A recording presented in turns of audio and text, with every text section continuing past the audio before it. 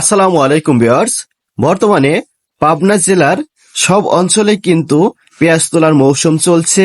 সবাই পেঁয়াজ তোলা নিয়ে ব্যস্ত, কারণ এখন বৃষ্টি হলে এই পেঁয়াজগুলো তুলতে সমস্যা হবে, যার কারণে সব কৃষক একসাথে কিন্তু মাঠে নেমেছে।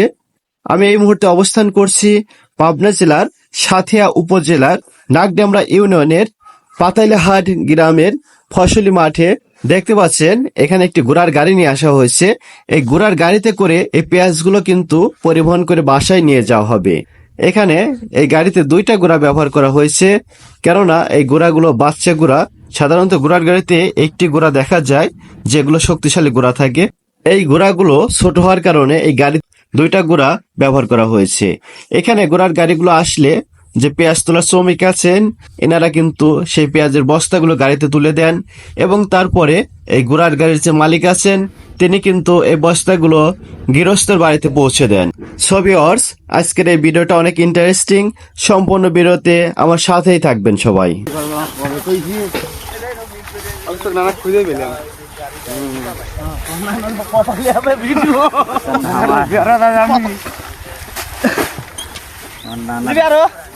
ছোটখান আনি দেবো। কোন দিক দিয়ে মামা? এটা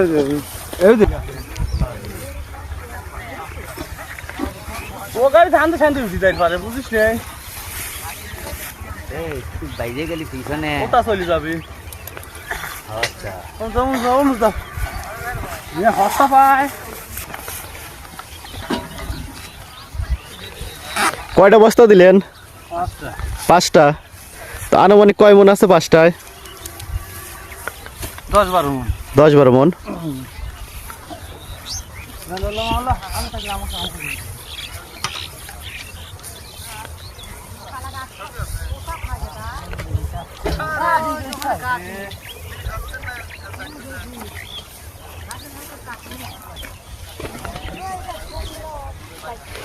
পেঁয়াজ কত দূর যাবে?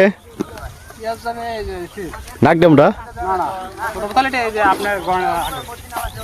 কবরস্থানের ওইদিকে নাকি?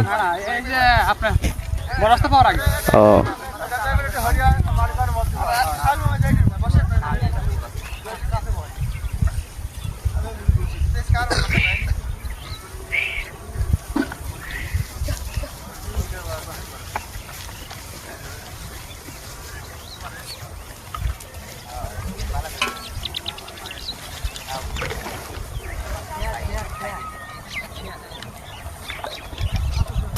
আদাটা আছে সর্বোচ্চ নাই, ওরা 10-12 খান নাই, এরকম পাশে 10-12 খান নেয়।